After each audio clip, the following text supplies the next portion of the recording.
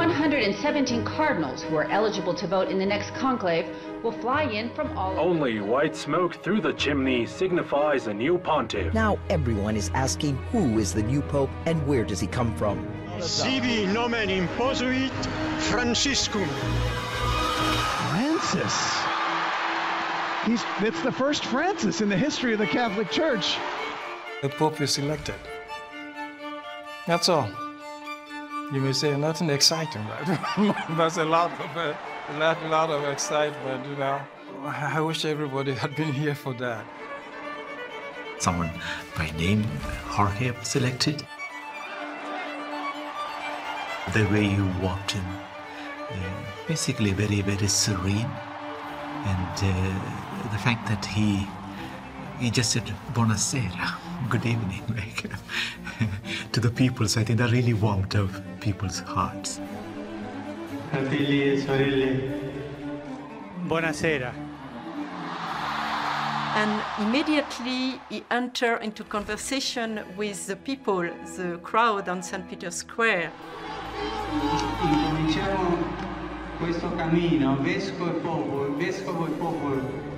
And the crowd was ecstatic. And he was announced as Pope Francis. No pope had taken that name. It was kind of almost thought to be a taboo, and it's kind of been the guiding posts for this papacy. The pope who cares about the poor, the pope who cares about the environment. So the choice of the name Francis was, in a way, programmatic of the mission. You know, Saint Francis was a man so close to the people, to the natural world.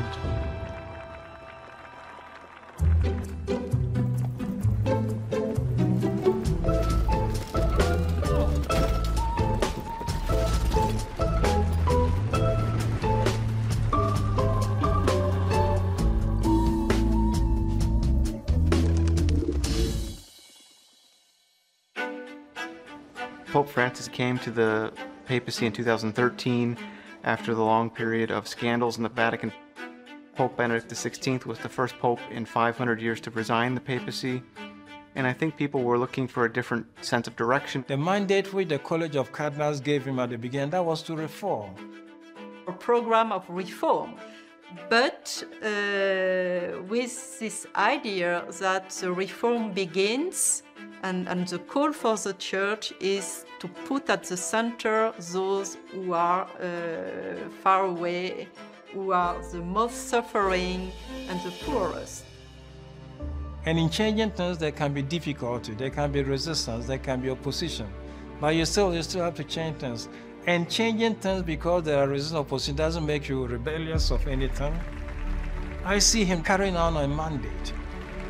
I believe that Pope Francis was called to rebuild, like St. Francis, this house. And this house is our planetary home, our common home, and our common human family. This Pope is, above all, the Pope of the unexpected. He's the Pope of surprises. Nobody knows quite what he's going to do next. But Pope Francis decided he would officiate in a juvenile detention center in Rome. The Pope washed the feet of 12 teens from all religions, including 2 Muslims. Another surprise was that among the 12 were 2 girls. What really makes us fully human is our capacity for empathy. And Pope Francis is a great example of that. Come vorrei una chiesa povera e per I poveri. When the Pope speaks, he speaks with the voice of not only himself and... He's so at home with the poor. He's joyful, he listens to them, and what really struck me also was here he has really brought in a revolution of tenderness. Francis has made clear that during this holy year he will continue to champion the poor, the marginalized, and the oppressed. The area he comes from is an area with incredible... He is clearly a son of Argentina.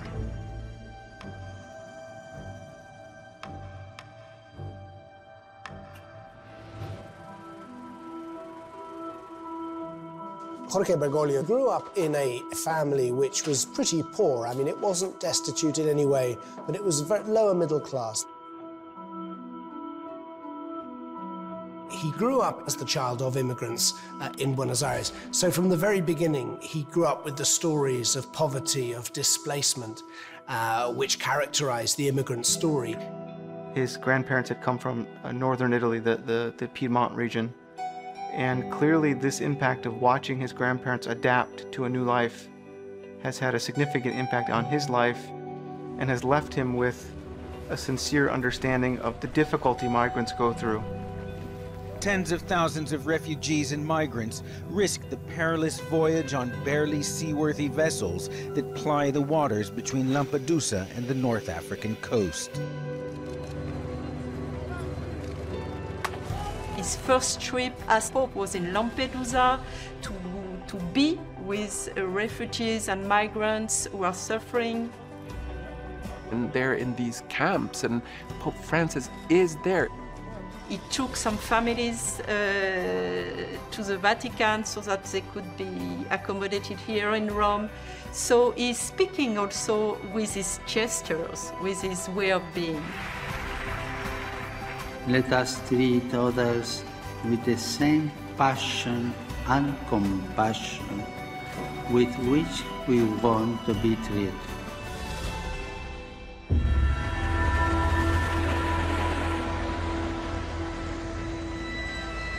More and more, we're realizing migrations over the last 10 years and 20 years even as a result of horrendous environmental problems. There are well over 100 million climate and environmental refugees now.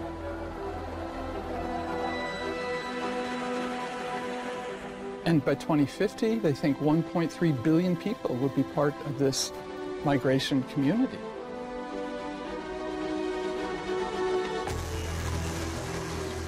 He felt the pain, he understood, this is God's creation.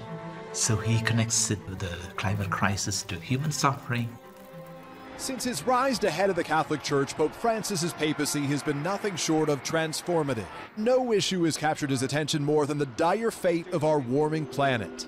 Called Laudato Si, or Praised Be, on the care of our common home, Pope Francis's encyclical on the moral aspects of climate change and protecting the environment. Laudato Si is one of the most important documents of our lifetime. It's an encyclical, which means a letter to Catholics, Christians, and all religions, and people without faith. The central message in the Laudato Si is the human person and his world. It's considered a very important teaching document, and what he has done is absolutely elicit and spark a new moral force of justice for people and care for the environment. This is the biggest emergency that humanity has ever faced.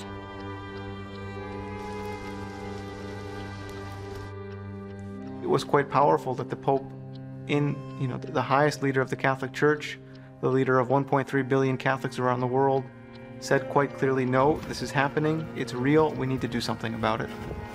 Science has facts, but we need values, and we need the sense of how do we inspire and encourage humans in their daily life, in their sufferings, in their trials, and so on. So that combination has made the Pope quite unique. Being from Latin America, being from a country like Argentina, and what he has had to live through that have taught him to be the man he is today. If you really want to understand Pope Francis, you need to understand that he has been shaped also by the process done in Latin America. And to understand that is to understand a large part about what makes Pope Francis so distinctive. He brings with him the experience of his nation, but also of the Church of Latin America. Here is a man who understands the vulnerability and the chaos of people's lives and has the experience of entering into that. Argentina, the second largest country in South America, faces an uncertain future. The military has overthrown President Perón after the nation's economy spiraled out of control. Perón, the savior of workers and the poor, has been sent into exile, but promises one day he will return and lead Argentina to become a world power. The young Jorge Mario Bergoglio, as a teenager, grew up in the 1950s in a time of great political ferment.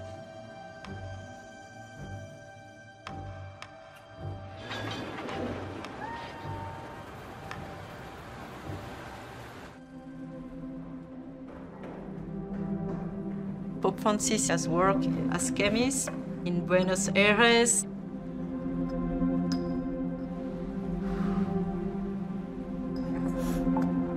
I think it's interesting that before entering the Jesuits, you know, he had an experience as a young guy, an experience of work. So we can say he had an experience of life, you know. He was not trained in a minor seminary since the age of 12. Jorge? Are you going to the tango bar after work?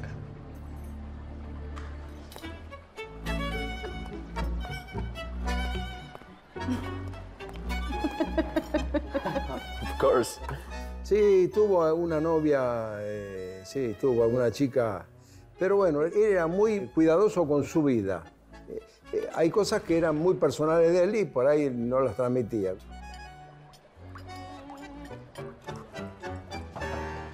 Señor Esther. Thank you.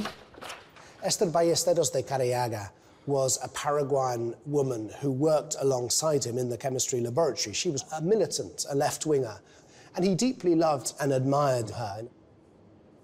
Did you analyze the final batch? The results were the same for all the batches. So I assumed the results would be the same for the final batch. What if your assumption is wrong? What if the final batch is different? What if there is an impurity? This is your job, Jorge. You're paid to do analysis, not to guess. I'm sorry, Señor Esther. When you become a doctor, remember, mistakes cost lives.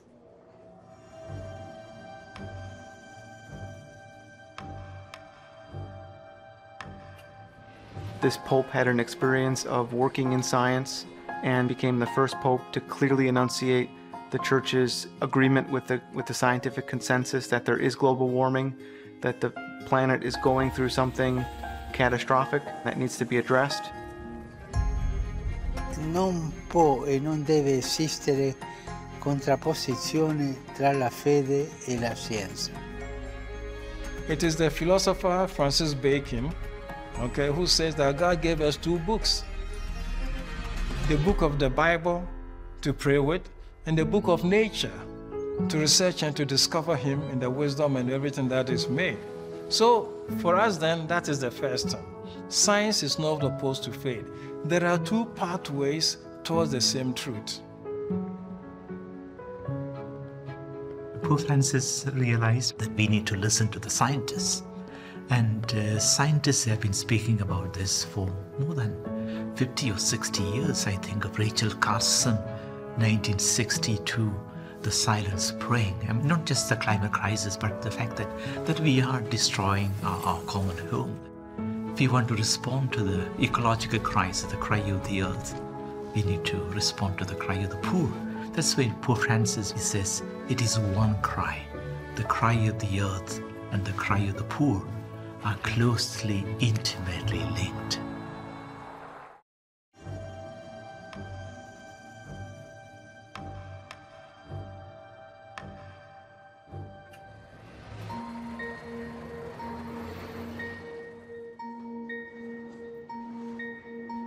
Good work. Thank you, Señor Esther.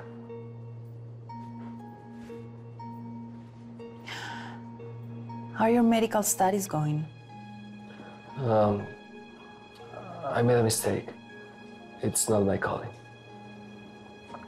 We all make mistakes. It's how we learn. Do you know what you want to do instead? I do. But my mother, she doesn't understand. Well, then you have a choice. Either you follow your head or you follow your heart. His first boss, when he was at a laboratory of chemistry, it was a woman. And I think that he's really aware of the importance of women's gift, we can say, and that he has benefited from it. Sister Nathalie Bicard is a French sister in the Catholic Church. She basically carries the standing of a bishop, although she is not ordained a bishop. Very likely she's going to be the first woman to be appointed to a full voting membership of the Synod of Bishops. What was very interesting, after my appointment, I have received so many messages from all over the world, and not only from people in the church, also people in the economical world or political world, and they say, oh, you know, what we see is that if even the church can change, it gives hopes that all kind of organization also can change. So it's a very, I think it's a kind of prophetic gesture and courageous gesture from Pope Francis. The way Pope Francis has acted towards women has been one of these things where he has cracked a door, and when that door is a bit open, the floodgates will end up opening. Certainly, we've seen a lot of movement on the issue of women in leadership in the church. Pope Francis is making the church more horizontal. And what Pope Francis is doing with this synod process is trying to find a way to be in a conversation with every Catholic around the world. Sister Nathalie Bicard helps coordinate and organize the synod process. That's the greatest listening process probably in the history of the entire world, not just the church. Synodality is very simple. It's about journeying together. So it's a way to look at the church. After the first phase of the listening process, they came together with a document, and what was extraordinary were the things that were mentioned in that document. Things such as the call for women's ordination in the church, the call for better ministry to LGBT persons, and for blessings for same-sex couples. I remember when it was breaking news that he had told me, the fact that you're gay is okay. I said, Holy Father, I'm not a saint, but I certainly want to be a good person. He said, Juan Carlos, God made you like this. God loves you like this. We're taught that popes are infallible. They don't make mistakes. Pope Francis makes mistakes and acknowledges his mistakes. I think Pope Francis's trip to Chile is an insight into a leader who is able to acknowledge when he has done wrong and to try to make a change and to try to be better. In 2018, he went to Chile, and it was very obvious that people didn't go to see Pope Francis. People realized that the level of abuse that was happening in Chile and then all over Latin America and around the world. Streets were quite empty. So in the plane back, he's asked, why did this happen? We asked the Pope the same question, I think 3 times, which was essentially, why are you believing the bishop and not the victims? What's shocking is that the Pope came home to Rome, clearly recognized he hadn't acted in a way that was right, and he sent one of the church's leading sexual abuse investigators to Chile, a Maltese archbishop named Charles Scicluna. And they elaborated 2,600 pages of testimony and what had happened. And he wrote a letter to the world saying, I have committed a grave mistake. Juan Carlos and the Pope had an individual meeting. It went on for several hours at the Vatican. Juan Carlos brought pictures for the Pope to see of what he looked like as a child when he was abused. I never thought I'd have that opportunity. I was telling myself I had to be extremely brave, and said, Juan Carlos, I want to say sorry in the name of the whole Catholic Church, the Universal Church, for what they've done to you. And, you know, I started tearing up a bit, you know, because it's still emotional, you know, when I see those things and when I hear that. And he said, I want to apologize to you personally because I made it worse with you. And so that's when we see the Pope decide to fire basically all of the bishops of Chile. And later, a few years later, we see the Pope appoint Juan Carlos Cruz as a member of the Pontifical Commission for the Protection of Minors. Never had anybody apologized that way to me. He helped me appreciate everything I have to live for. When we talk the legacy of Pope Francis, I think that's one of the big legacy points, to recognize he'd done something wrong and recognize he needed to do something different. Pope Francis, he is someone who walks towards places and situations where others want to run away.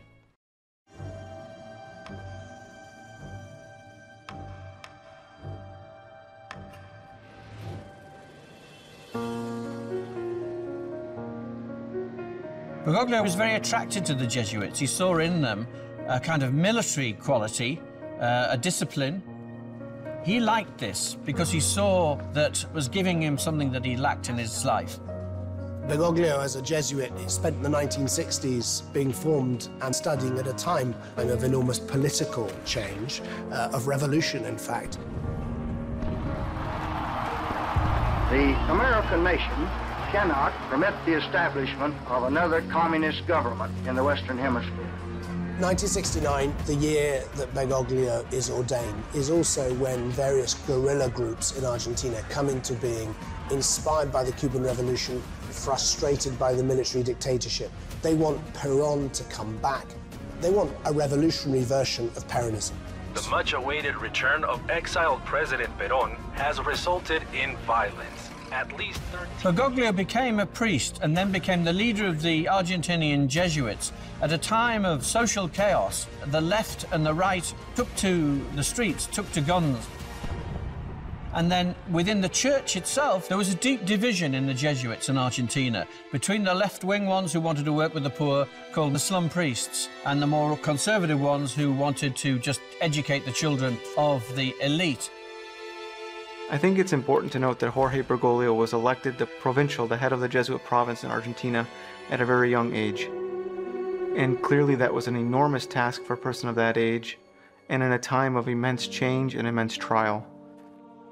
When the Jesuit headquarters in Rome appointed Bergoglio, they wanted him to bring the Jesuits together and to curb the extremes of the slum priests. Y ahí comienzan los primeros enfrentamientos entre Jorge Bergoglio como autoridad y Orlando Llorio y Francisco Yalix. Quiero aclarar que ellos vivían en la villa, viviendo como la gente pobre de la villa. Ellos vivían ahí. Bergoglio didn't have a problem with priests being in the slums, but he did have a problem, I think, with that kind of ideology. En mi investigación, los testimonios que yo recogí de la gente, de los jesuitas que trabajaron con él, son contradictorios. Por un lado, decían que Bergoglio en ese momento era muy frío, calculador, autoritario y profundamente manipulador, ¿no? Hay otra parte que dice todo lo contrario.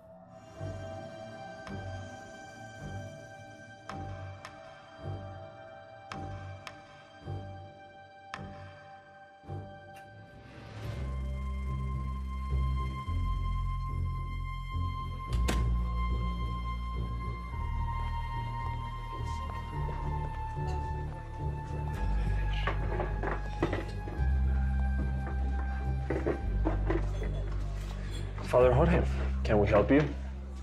The two of you have done great work here. Thank you. We wish more of our brothers felt the same. They are worried about your safety, as am I. These are dangerous times. There is no politics in helping the poor. Isn't that a little naive? Perhaps you think that Jesus was naive too. Father Giorgio, I've been both supportive and patient. I'm sorry, but I cannot permit you to work and live here anymore.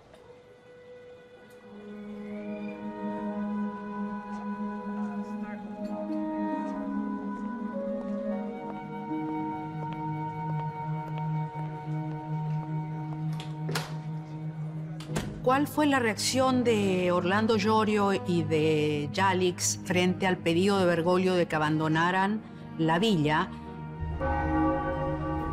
En ese interín, Bergoglio viaja a Roma y se entrevista con el padre Pedro Arrupe, que era el general de los jesuitas, y viene con una orden de Roma.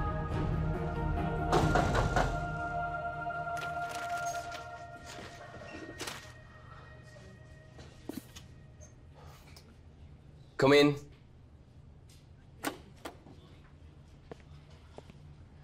Is this meeting necessary? We already told you of our decision. Please.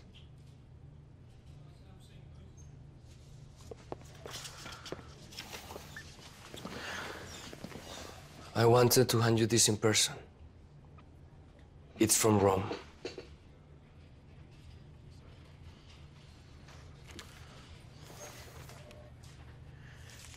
You either leave the slums or leave the order. If they don't hear from you in 15 days, they'll assume you have resigned, and you're no longer priests.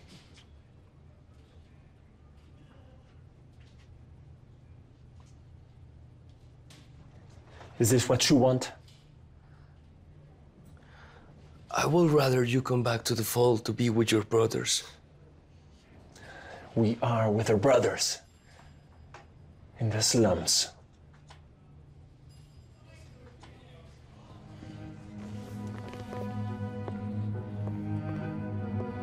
Cuando Roma envía la carta y decreta el ad divinis, que se debe entender como que la iglesia ya no respaldaba a estos dos sacerdotes, que ya ni siquiera eran sacerdotes, eran nada. Y en una época de dictadura, eso era un riesgo, era un pasaporte a la muerte.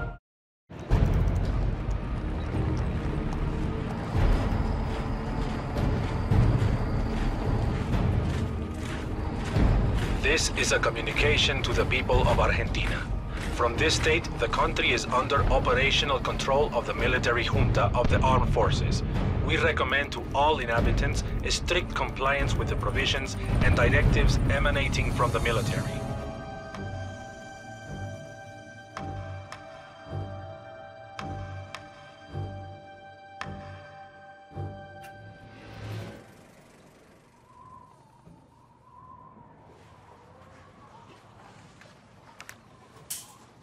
Blessed are you, Lord, God of all creation.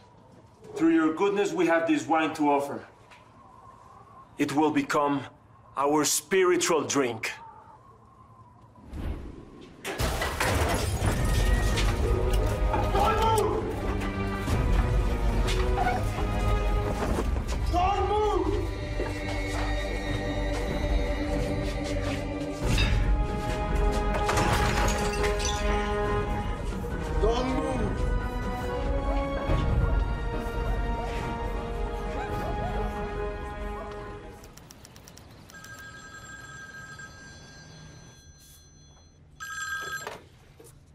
This is Father Bergoglio. They have taken 2 of your priests. What? Who is this? Soldiers came and took Father Giorgio and Father Jalix. When did this happen? This morning. I have to go.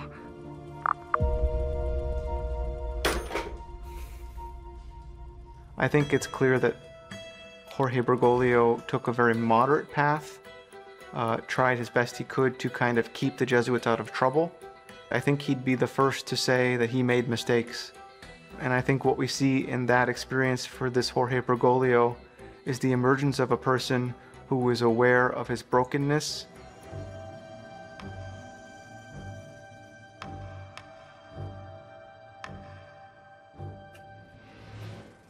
La ESBA era uno de los principales campos clandestinos de detención y desaparición, y al mismo tiempo un campo que se pensaba de reeducación de detenidos y desaparecidos.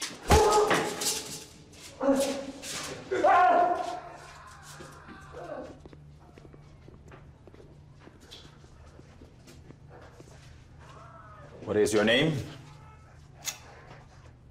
Father Orlando Giorgio.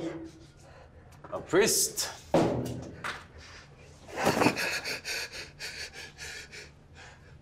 Tell me, why does a man of the cloth befriend terrorists? I don't know any terrorists. Of course you do.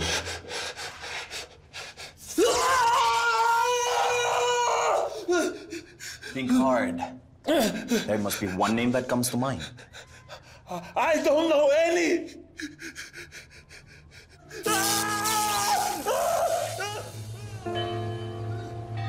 Nomine Patri, et Filii, et Spiritus Sancti. El gran interrogante es, ¿Jorge Bergoglio se siente responsable o culpable de lo que le pasó realmente a Giorgio y a Jalix? Yo creo que sí que él se siente culpable. Es imposible que estuvieran a punto de morir.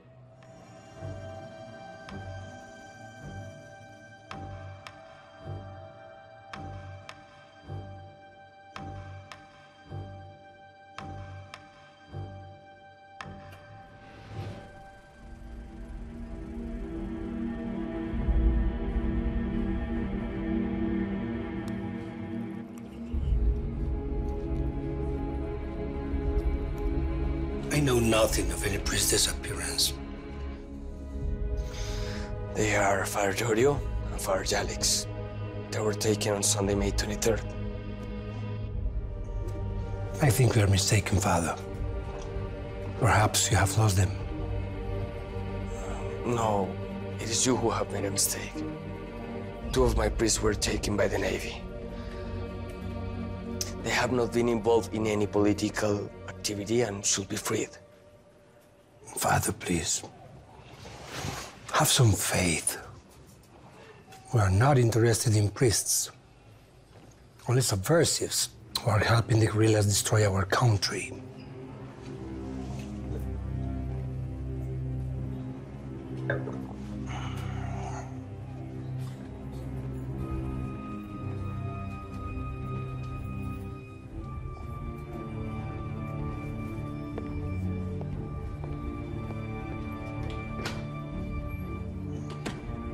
Fuentes, Valencia, Kempes.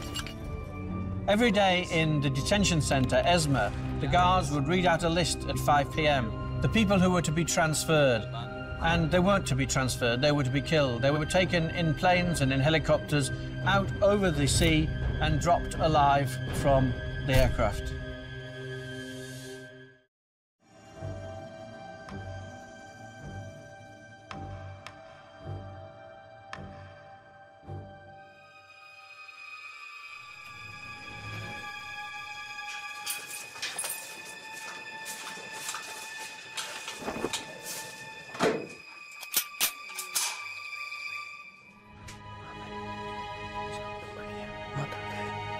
ora pro nobis peccatoribus, nunc et in hora mortis nostre. Amen. Hello? It's Father Jalix. It's Father Jorge with you? Yes. We've been released.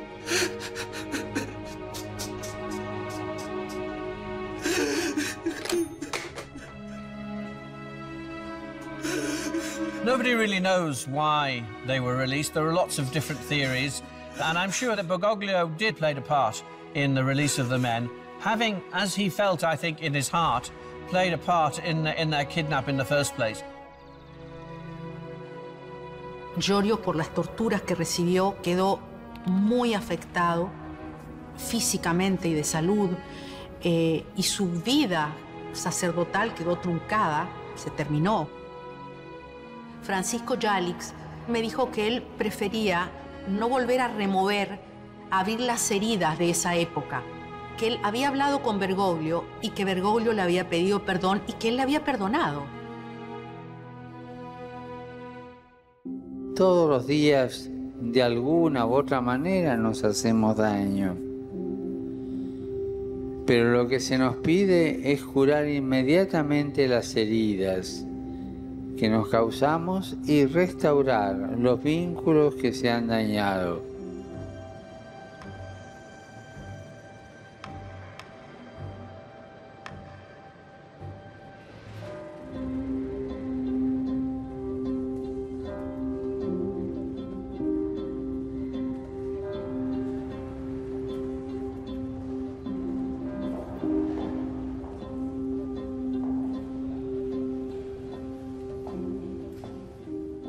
During the dictatorship, Esther de Carriaga came back into his life. He got a phone call from her, his old boss, the old communists in the chemistry lab.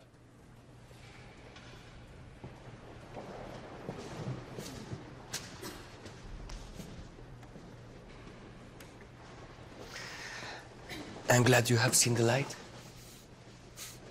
Hello, Esther. It's good to see you.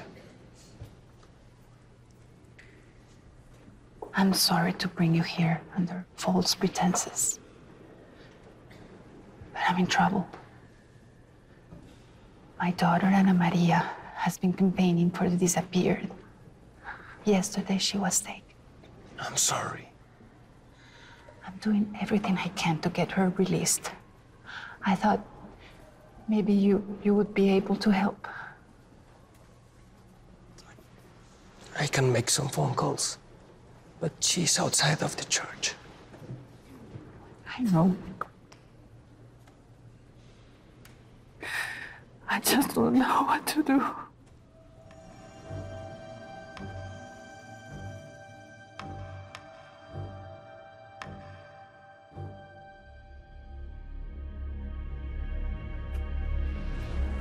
Each Thursday, the mothers of the plaza gather in the Plaza de Mayo to demand that the thousands of disappeared be returned alive.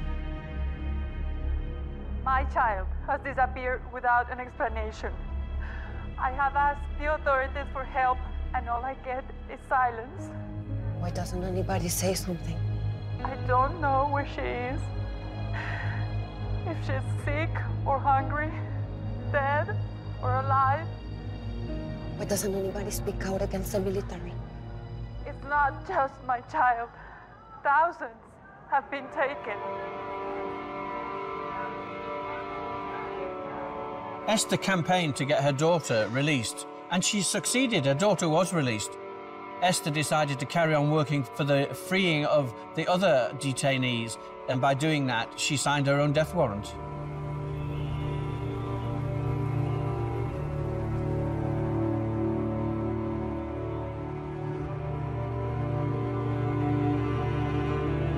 Entre los meses de abril y mayo de 2005 fueron identificados los restos de nuestras madres, Esther Balestrino de Cariaga, María Ponce de Bianco y Azucena Villaflor de Vincenti, integrantes de las primeras madres de Plaza de Mayo. La Perla, 5.000 detenidos desaparecidos. La ESMA, 4.500 detenidos desaparecidos. Campo de Mayo, 6.000 detenidos desaparecidos. Cientos de pequeños lugares en Argentina. ¿Dónde estaba Dios? When Esther's body was found in the sea and identified, Bergoglio authorized that she should be given a burial in sacred ground as a gesture of respect. He did it because he said she was a great woman. She had a profound influence on me, and she was somebody who at a very formative stage in his life had made him see something deep about the humanity of individuals. And that was the start of the process which began the transformation of Bergoglio from this strict, authoritarian, conservative figure into this gentle, warm, listening, kind man that we see as Pope today.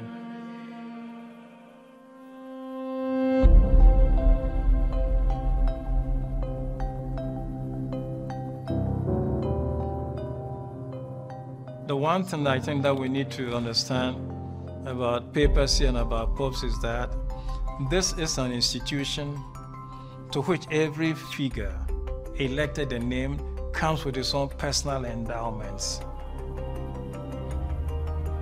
I see him as a pope, which is a guy who's got his act together, not discouraged by anything, the challenges and all of that, who prays a lot for inspiration to be able to do what he has to do.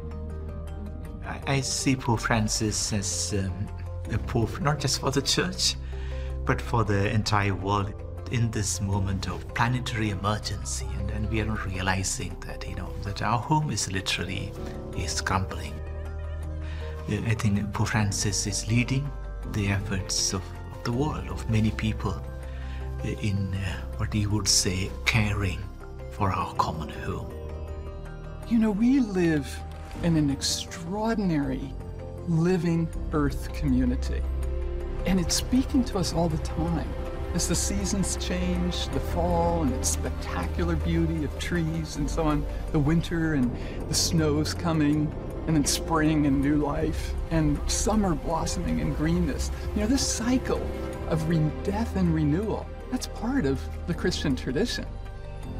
Pope Francis is really advancing the message of love, of joy, of peace. And in such a polarized and divided world, we need, to receive this message and to find ways to implement it.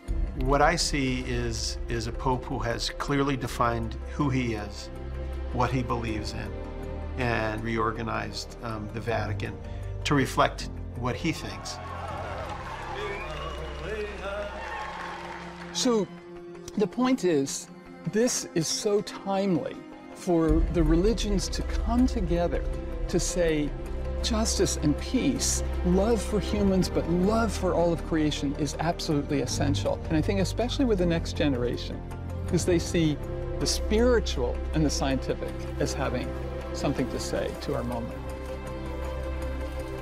I often hear Pope Francis repeating, he says, what gives him hope in this area is, one thing is young people, children, youth. He says, what kind of world are we leaving to our children and to future generations? But between despair and hope, there's a joyful path forward that the Pope is signaling. You are part of the solutions. You are the future of the planet. That's what he's saying to you.